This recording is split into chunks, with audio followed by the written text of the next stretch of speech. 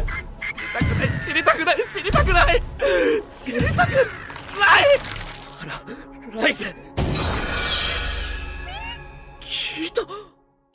Yo, it's your man MAS, My Annoying Senpai, back with another one. Alright, this time around we're talking about failure frame. Is this the next big isekai? The answer is no. I'll write the bet, the answer is no. But, I mean, this is basically failure frame first impression. Alright, what is my first impression of this anime? It's on the list of things to watch. It's not bad. It's not a bad anime. First, episode number 1, it is not bad. Is it going to be taking the isekai world by storm? No. Is it an original concept that I've seen? No. Is it? Have I seen other animes do this quite a bit? Yes. All right. And it doesn't help that the GOAT Isekai ReZero is back. Season 3 is active. All right. But here's my thing. For those of you who love failure frame, my man Toka, right? I'm pretty sure I'm spelling his name right. Touka. Toka or Toka. I'm gonna call him Toka. All right. So bear with me. But I mean, this is the thing that I feel like majority of us love. We love the underdog. We love the anguish. Everybody loves a good comeback story. Nobody likes the arrogant, braggadocious hero or heroine. Like, I mean, we gravitate towards, or I feel like people relate towards more to people who are a bit more modest, humble, you know, started from the bottom, and we see their growth to the top. That's what we gravitate towards. So animes like that are always going to win out here, in my personal opinion. All right. And that's I don't think there's anything new with failure frame. All right. What failure frame reminds me of, basically, and I mean, this is my opinion. I'm entitled to my opinion. You can have your opinion. It's basically like Shield Hero, right? And Solo Leveling had a bastard child, and the bastard child was failure frame. That is failure frame to me. Episode number 1. Maybe the rest of the season turns out fire. Maybe the book is fire, but we don't read over here. So I don't know why you're on this channel, but we do not read over here. Strictly the anime. Mine is my book. We read my book. No, nobody else's, right? But like those two animes are pretty solid, and it's basically still isekai, right? So Shield Hero, everybody shitted on, you know, the main character because everybody got a weapon, but he got a shield. But he made something of himself. Again, the underdog story. Solo Leveling. All right, my man's son was, you know, the B word. He was disrespected, unappreciated. They did not understand his value. They left him for dead, and then he leveled up. You know, guarantee he got some cheat codes. That's how it always happens. You get some cheat codes, but he leveled up. It's the underdog story, right?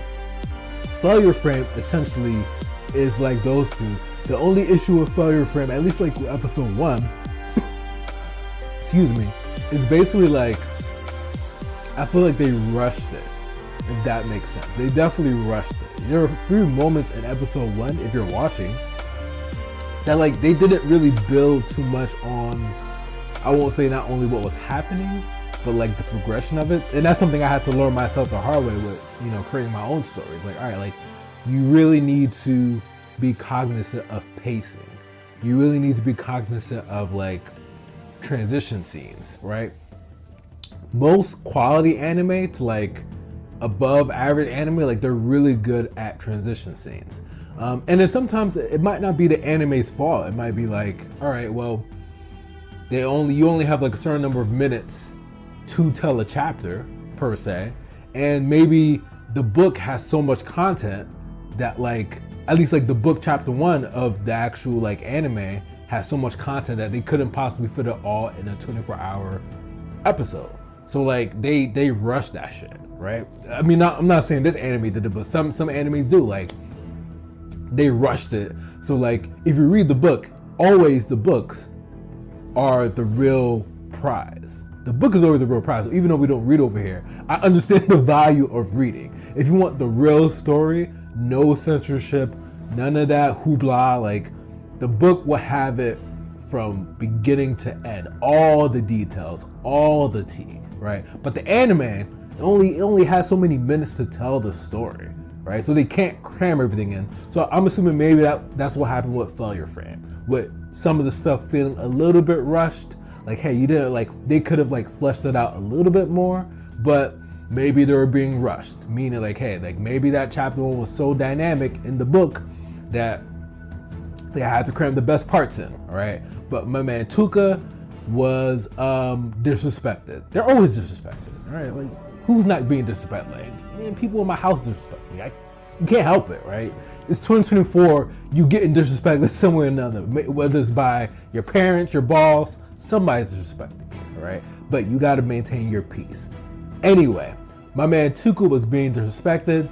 The arrogant kids, the one kid that was obnoxious, is always that one obnoxious bully that's yeah, right? So, and they get teleported to a new world. Not much of a transition there, just and that's why I hate isekais. But I'm not gonna go, I was about to go on that rant. On why I hate isekais. Literally, they're in a school bus, whole new world.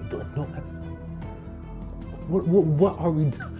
This is why I can't stand isekais, but again, I'm not gonna go on that rant. So, on the school bus, teleport to a new world, Toka's yo, this might be my opportunity to rebrand myself. Apparently we have powers, I could be a different person. I've seen this before in Shield Hero, right? But the goddess is and to her credit, we were playing devil's advocate. To her credit, she gave him a chance. Not she just shitted on him off the bat, off rip, right? Because some of these anime characters, some of these main anime characters act like people been hating on them from the jump. Nah, she gave you a chance. Shorty gave you a chance. The goddess gave you a chance, Toka, right? You put your hand on the orb to see how much power you had, and it was and she's she's looking at the people and then that's when she was all right, he a scrub. That's when she decided you're a scrub. Unfortunately, it's the way of women, right? So yo, once they see what your potential is, it's all right, he's a scrub. So she basically labeled you as a scrub.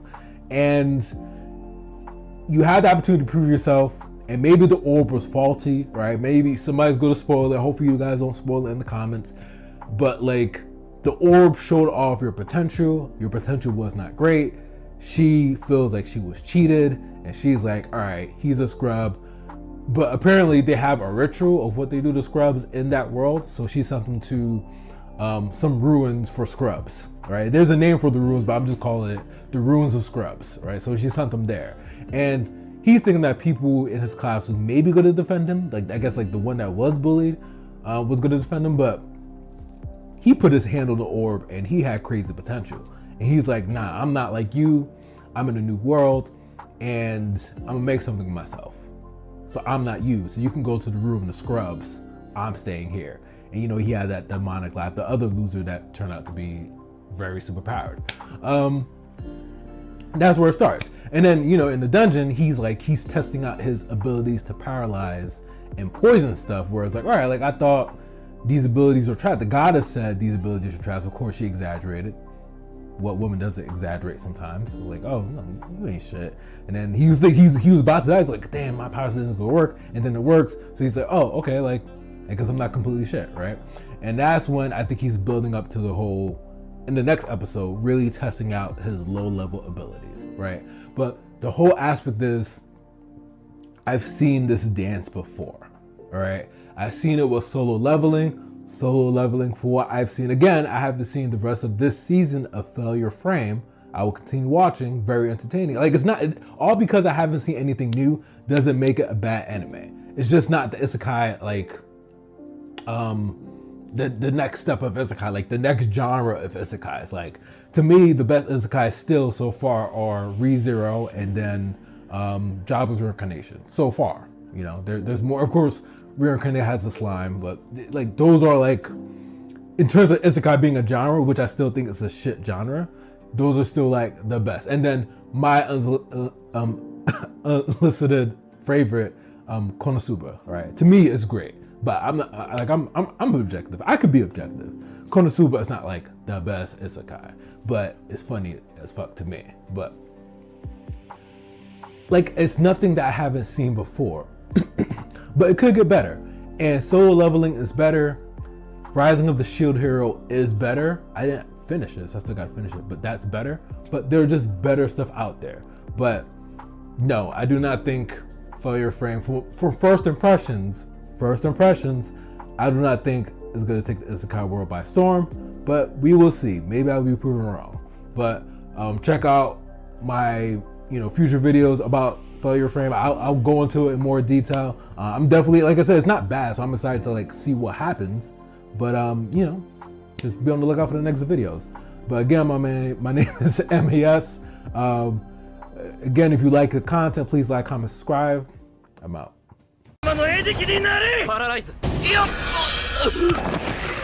よし、対人間でも状態異常スキル成功って。やっぱあのクソ女神だけが特別なのか? Yo, it's your man MAS, back with more content, all right? We talking about Failure Frame. We are still talking about Failure Frame, all right? But I mean, you saw the title. Basically, we tired, I'm not gonna speak for you, I guess I am. I'm tired of these overpowered characters, all right? Like everybody likes an overpowered character, so don't get that twisted, right? Everybody likes a good underdog story. Everybody likes really dope abilities. So that's not the issue.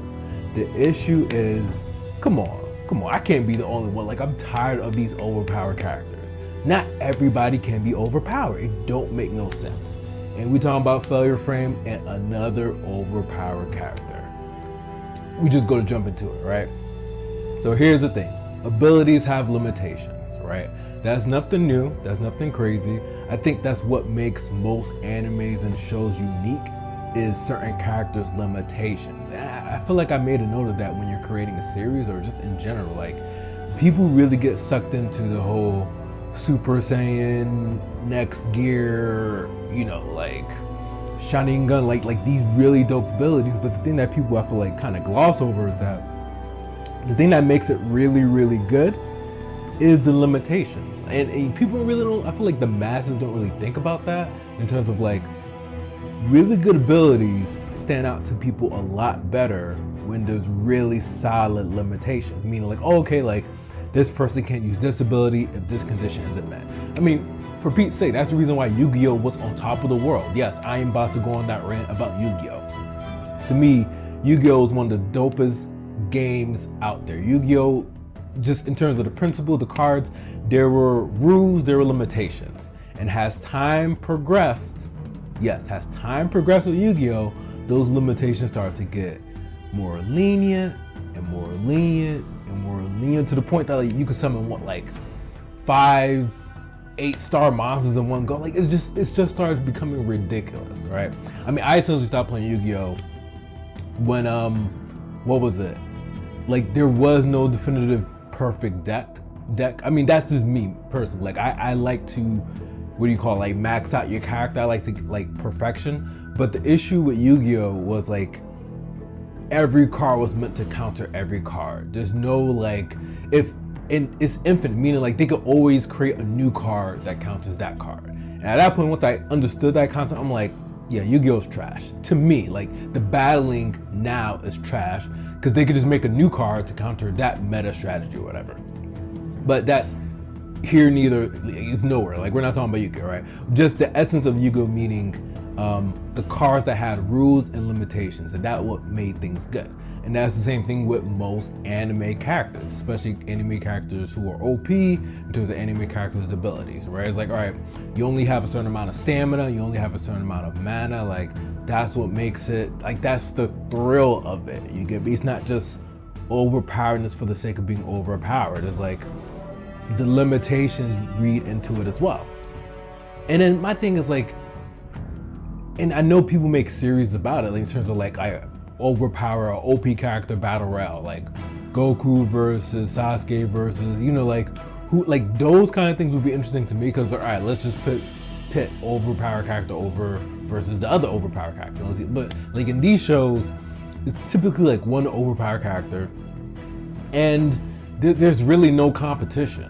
Like, truth be told, like, there might be some limitations, and it connects to Failure Frame, so don't get it twisted. It still connects with Toka, the main character. Like, I guess from what I've seen so far, because mind you, I didn't finish the series yet, but from what I've seen so far, his limitation is that he needs to be within a certain radius to say and use his ability. So his hand has to be out, right? This is me being Toka, right? I know I'm not like Asian. I'm just imagine it's me being Toka, and if the person's not close enough for me to say the ability, right, it don't work. And I think my hand has to be up. If his hand isn't up, it's not like he could just be chilling.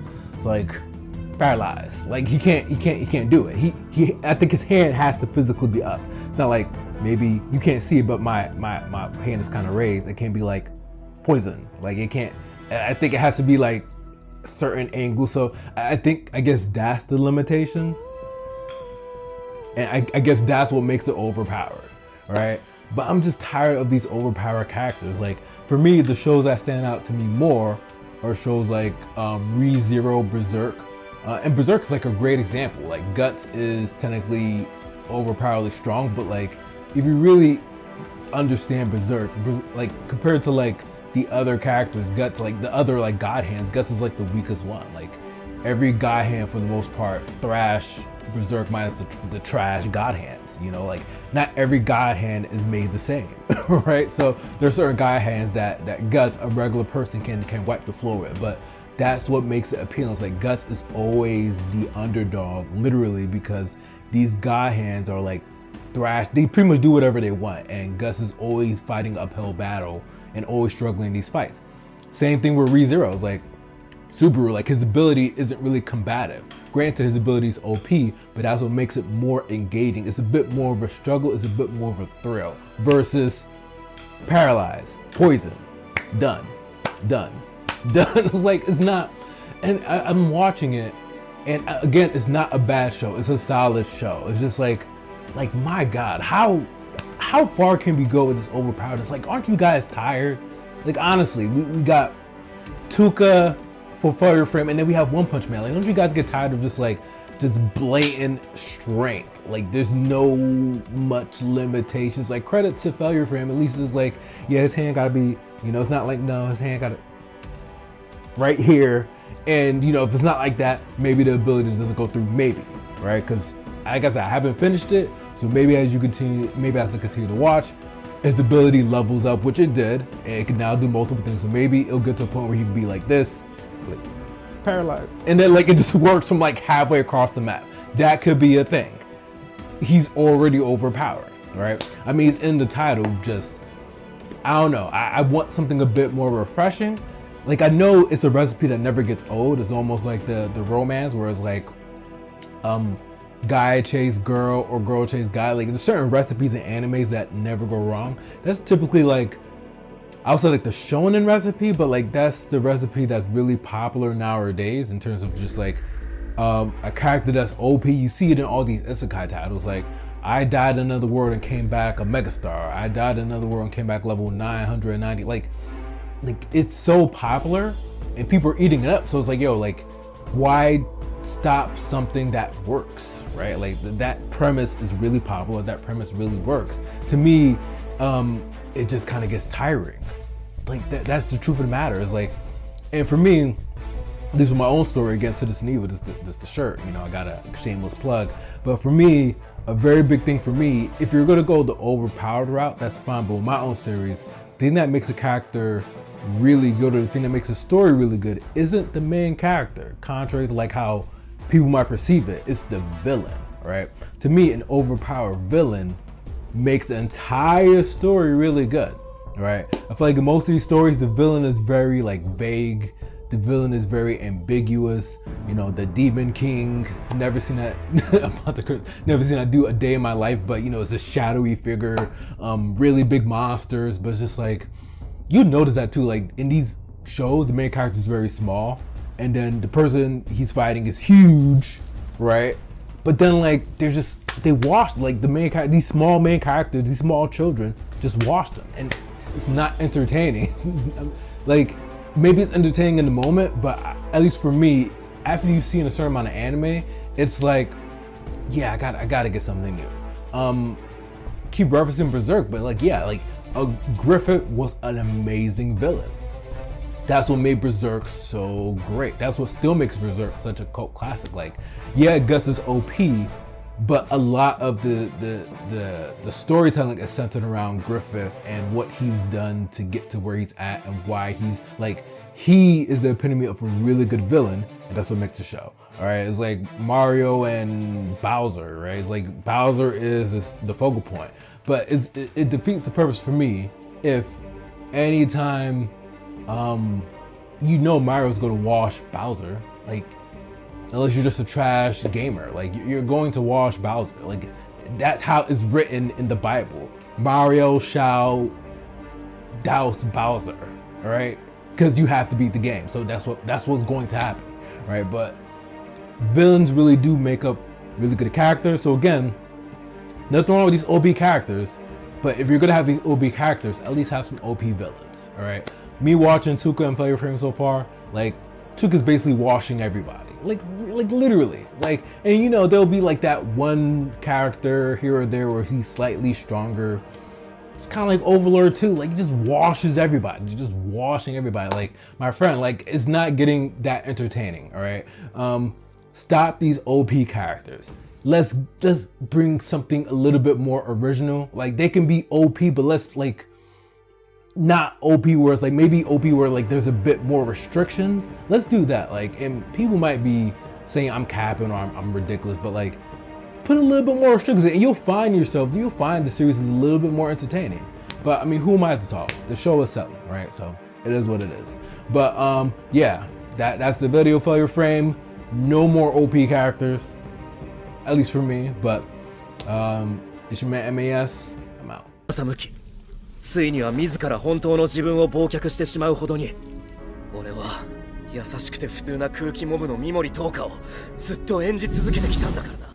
Yo, it's your man MAS, back with more Failure Frame content. Alright, yep, we're still talking about Failure Frame.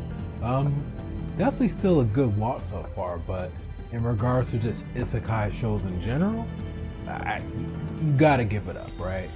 Toka is essentially the weakest isekai character compared to like overpowered main characters, right? And we're gonna get into it. What makes Toka the weakest of the isekai heroes, right? You got the shield hero, Subaru from ReZero. Every isekai main character typically has a unique ability, and we're not counting the isekais that are like, I got reincarnated as a vending machine. We're not gonna do that, right? That is a whole different category, right? But we're talking about all the isekai main characters that matter, right? The ones that matter, right? Toka is essentially the weakest one. Why is he the weakest one? He got no defense. We're keeping it like literal, right? Toka's probably, I don't want to say like the most offensive one, because his ability is OP in terms of like, I guess, you know, spreading ailments, and he just needs to say it. But in terms of defense, I don't think the man has any defense. You hear the terminology in football, all offense, no defense. The boy has no defense. If we're talking about isekai main characters, right? Subaru's probably the most defensive one, because that man can keep coming back and keep trying. If Toka gets taken out, that's it. There ain't no retrying, at least from what I see in the series. I don't know if his abilities become OP to the point that I guess he could resurrect people. I don't know he could resurrect himself. I do not know. We're just talking about the anime, alright? So before people kind of get up in arms, Toka is very offensive, alright? The man is a shooter. Granted, there are limitations to it, so he can shoot within a certain distance. If you're outside that distance, Toka, I mean, he might be able to use that slime that he, you know, the abilities to kind of stretch out further, right? But in terms of Toka's abilities, there are limitations to his offense. But his offense is damn good. It's not something to, you know, laugh off. His offense is damn good. But in terms of isekai characters, I don't think the boy can take a punch. He's the weakest. Like keep it keep it keep it 1,000. If you watching this video, if you punch Toka, you think he gonna eat it? Like keep it a bean. Like I feel like Toka just looks like fragile. He looks like he'll just tip over, right? I feel like most Isekai characters don't look that fragile. You know Subaru can take a punch. Subaru got his head chopped off. Like Subaru can take a hit. Shield Hero, my God, the man is all about defense. Shield Hero can take a hit. Toka, nah. It's like Toka, nah. Right, but it doesn't have to be a negative. Like yeah, he's the weakest, but like he's still very powerful, right? And weakest in terms of sustainability, right? He's out of all isekais I've seen in terms of main characters that have powers, like very, I won't say offensive powers, but again, not the vending machine, but powers like that. Toka, from what I've seen, is probably the weakest out of the bunch, right? And with these isekais and these main characters, they all have these crazy, unique abilities that level up and everything. Toka's in that category because his skills can level up and get different other abilities, and it's just OP to its own degree, right? But then one can even argue, maybe if you can shield Toka's mouth shut, that might also stop his ability. Like there's so many limitations to his ability, which I find very refreshing. So it's not an indictment on him. I wish more isekais had things like that, where it's like, what was it, isekais anime in general, where it's like, hey, it's okay to have an OP character, but like people don't notice it really, but like the enjoyment comes in the limitations, like, oh, these conditions need to be met before his ability can pop, but and there are other isekais or other shows as well where it's like, we don't want a Superman, like, and there's a reason why no other I'm about to go on a rant, but no other superhero show in DC has Superman, because they made this guy that had no limitations technically. Like Superman was pretty much perfect at everything he did, and everybody loved him. But then you try to create another superhero after that, and like nobody gets attracted to it. Nobody falls for it because you damn near made a character that was perfect. So what other character can possibly compete with that? Like nobody wants a superhuman character that's good at everything. They're gonna watch it, maybe that first episode, but then it'll get boring. And that's just how it is, right? Maybe one could make the argument for Saitama, but I don't think he's like all powerful. He's just a punch, right? So I guess if Saitama can't connect with his fist, he's not all powerful. All right, I don't think Saitama's even like the fast. Like Saitama can't do everything. They made a superhero and Superman that can do everything, right? And that's not attractive. So again, that rant just went into the whole limitations on characters are good. That is what keeps us watching. That is what keeps the thrill going in terms of like, all right, well, how is it going to get out of this situation? Because we know the limitations of certain scenarios of that character. That's what makes it engaging, right? With Toka, maybe this improves as the series go on. Again, we don't read over here, right? Except for, again, my anime, right? My manga, we read that, but so if you guys are reading the books or the light novels or whatever, and his defense goes to like 1,000, like great. But from what I've seen in the anime, his defense is trash, right? I think there's an anime, you guys can probably put it in the chat. There's an anime about this girl that's all about defense, So, listen, I love me a good offensive character, but defenses do win out here too. Like the unstoppable force versus the impenetrable object, like when those things clash, something gotta give. So good defense does go a long way. Hopefully Toka's defense gets better over time. I'm almost finished the show, but I'm almost finished the series, but I'm at the point where, like I said, I was watching, I was just saying to myself, like, I feel like he's really good offensively, but I feel like if somebody just got like a real good punch and somebody got like a good slap it, like it don't have to be, I feel like if somebody slaps him on the back of the neck really hard, he going down. Like just like, how like you in a fight and you trying to like, you saying to yourself in the fight, like I just need to get one good one. If I could just get that one good one, I might lose the fight, but I might have a chance. That's how I feel with Toka. If it was main character of one isekai versus Toka, right? In terms of who would win, that's how I feel in the fight. that other isekai character just needs to get one good hit, one solid hit, probably win the fight. That's how little I have faith in Toka's defense. That's probably why, and like I said, there's probably more context to it, but that's probably why he hired Sura, or probably butcher her name, but all these characters around him that do have those capabilities, right? I think Shield Hiller ended up doing that too, like he hired characters to be like his sword or whatever, but truth be told, he could probably handle his own. Like those characters are essentially extra at that point in regards to how skilled he is. Toka will probably get to that point where he's just that skilled. But again, I feel like any character that's going against him, if you could just get that one good punch, right? That's in boxing, just that one good jab, he might go down. Right? That's all I'm saying. You might still lose the fight, but at least if I was in that anime where if I was fighting him, that's how I would feel. I'm like, man, he probably gonna like just say the word and paralyze me, but if I could find a way to hit him or sneak up behind him before you can even say it, I might got a chance. Maybe not even that. Maybe if I find a way to get behind him, cover his mouth, and then start, I might win the fight.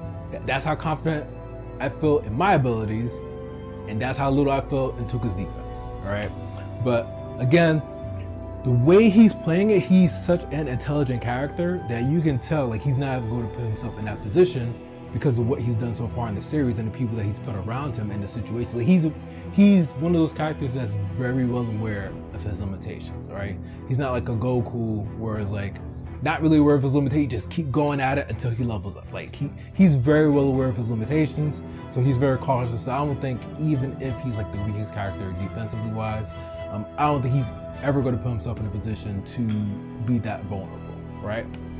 But if you do, you got a chance, all right? But again, I'm almost finished with Failure Frame. I'll have a final review once I get through. It's only like 12 episodes, so I've been distracted with other things, but once I get those final episodes, I'll give my totality review of it. But again, not a bad show. Definitely nothing I haven't seen before, but I'm looking to be surprised. Me personally, I feel like I'm waiting to the point. I feel like if you're watching the show, you kind of in the same boat. You're waiting to the point where Toka meets his classmates, and his classmates start kind of joking on him, like, "Oh, you survived," and then he surprises them with how good he is. I feel like everybody's waiting on that. If you've seen any anime, any underdog anime, that's essentially the moment that you're looking for. All right, but as far as we can tell, Toka's already OP, but he ain't got no defense. All right, but yo, it's your man MAS. I'm out. また永久だ。これは3人目の S 級、一度の召喚で1人いるかどうかですのに。Yo, it's your man MAS, back with the finale of Failure Frame. Yes, I finished the entire season 1, and we are talking about, is this a must watch? All right, Failure Frame, should you watch? All right, it's too many things saturated in this anime market. I feel like Crunchyroll is pumping out a new anime every single day. All right, anime is as popular as ever before. So I mean, you need like an informed judgment, right? Am I the judge to grade what's good and what's not good? Maybe, maybe not. But I've watched enough anime from the 90s till now, almost every single day. But I watched enough to give a fair judgment. All right, so get right into it. Failure Frame in regards to the sea of isekais. Is Failure Frame worth watching? My voice is cracking there. That's how good it is. Yes. All right. The answer is yes. So that's the video. Now, I mean, I'm going to go into detail. Right? I will go into detail, but for me, I kind of like simple answers. So the answer is yes. Failure Frame is worth watching in the pool called isekais. That is a disgusting genre. Can't say isekais, but Failure Frame is one of the good ones to watch in the sea full of trash isekais. All right. And then here's the thing, right? Not every anime needs to be the best. All right. To me, there are the best. Right? Reincarnated Like a Slime, ReZero. There are isekais that are just they're the best of the best. Same thing with shonen, same thing with other genres, but there are the best of the best. But all because you're not the best doesn't mean that you have to be the worst, right? So Fire Frame is for sure worth watching. It's, to go into detail, it reminds me of a more grittier Shield Hero, right? So if you watch Shield Hero, that's another isekai. If you never watched isekai, I mean, why start now? Like, if I had to compare this anime to something that's not an isekai, basically like a more darker underdog type of anime. Because there are anime like By Hero and stuff like that, where it's like it's the underdog, but it's more like PG-13. Failure Frame is not quite PG-13. It's a little bit more mature, all right? Not crazy mature, where it's like it's blood and gushing and all. It's not like that, but it's definitely mature enough where it's like, I don't know how to explain it. It's not like that anime kiddish kind of feel. Like, my man Toka's clearly out for revenge, and the way they do some of the scenes with some of the female characters, it's clearly not, I'll leave it like that. I don't know, something with otakus and like elves, and like just elves with big boobs. Like, I'm not a boob guy, I'm an ass man, but I feel like it's something about elves and boobs that people go crazy for. I don't get it. I mean, I get it, but it's just like, whatever, right? But Fire Frame, again, it's pretty much your typical underdog story. And the closest comparison is what? Again, Shield Hero. Everybody's crappy. All the supposed heroes are teleported to this unknown world, and they're all given ranks. It's like, oh well, you got this ability, you get this sword, you get this weapon, and then the main character is, of course, the odd man out. All right, how many of us has felt like the odd man out? I know I have, right? So he's the odd man out, and he has to prove himself through this crappy ability to show the world that he can do it. All right, but yeah, and it's a mix between Shield Hero and then I would argue maybe what's that? Solo leveling, like a mix of like constantly leveling up and having to prove himself. The only difference is that compared to those animes, his abilities aren't as flashy. They're very straightforward and very much OP, but they're not as flashy as a, would say, Shield Hero or a, Sun from Solo Level. Like, they're not as flashy. I think it evolves over time. So if you watch the anime, he incorporates different things to make his ability a little bit more flashy, aka the slime that he has, and then I guess the more he kills, the more like his skills kind of expand more. But all because his skills expand doesn't make it sexy. All right, like let's just be 1,000. His ability isn't sexy. It's not like horrible, but it's like he literally just says paralyzed, poison, and cleans up, right? I mean, that's the show. That's the show. But I like simplicity, so I think it's worth watching. It's a simplistic ability, and it gets the job done. All right, it doesn't go like take you through hoops. It doesn't rack your brain. It's not too much of that kitty jumbo mumbo nonsense. Like, it's the right kind of mature for all my decent to hardcore anime fans that want like a good content story. It's mature enough for that, has simple enough abilities where it's like, okay, there's limitations and you can see what he can and can't do, and there's enough like trials and tribulations where it's like it kind of gets you invested. The only negative I will say on the show in terms of if it worth watching is like, if you're expecting to watch this and be blown away of like, hey, like this show changes the isekai genre, or this show definitely stands out in the isekai genre, no, it doesn't. It really is your typical overpowered character, all right? It really is that, but it does it really well. I don't think it changes the genre, but it does it really well. So I would say, because it really is worth watching, it is worth the investment. But and I can compare it to this. You know how like you watch a show, and you watch a really good show, and it's like, man, like I'm never gonna get something like this again, or I would die for a show like that again, right? I feel the same way about certain like CW shows that were really good. I don't like a lot of them, but certain like number of CW shows, it's like, man, that was like so good. I would kill for another show like that. I feel like Failure Frame kind of fills that void for you, meaning if you watched a prior anime about overpowered character and it was really, really good, and you're like, man, I will kill for something like this. Like, you don't have to reinvent the wheel. Just give me, the viewer, that feeling again. Failure Frame does that. It does that to satisfaction. All right, clearly there's going to be a season 2, there's more content, but Failure Frame essentially fills a void in an already popular like genre of like overpowered characters. So if you like the kind of show, Failure Frame will quench that thirst, right? But if you're expecting something new and revigorating and just out the box, no. Same stuff, same secret sauce. Not even the secret sauce anymore. It's not secret, you know. It's not like Krabby Patty. Like, everybody knows what's in the Krabby Patty at this point. I think Wendy's had a commercial for the new Krabby Patty, but I diverge, right? It's the same stuff, right? But all because it's the same stuff does not mean it's a bad show. So yes, Failure Frame is very much worth the watch. If I had to grade it out of 10, I would say I would rate it pretty high, if I had to be honest. I'll probably rate it like an 8 out of 10. But it's probably the most generic 8 out of 10 I've ever given. I mean, like, when you watch the show, it really does enough to get you hooked. Meaning, like, you want to keep watching.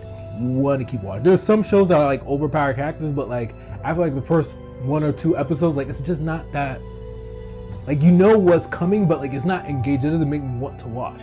I think the thing about Failure Frame that makes it stand out compared to other isekais of the same exact ilk and ability and stuff like that is like, I feel like the more mature tone to it. Even like Shield Hero, Rising of the Shield Hero, right?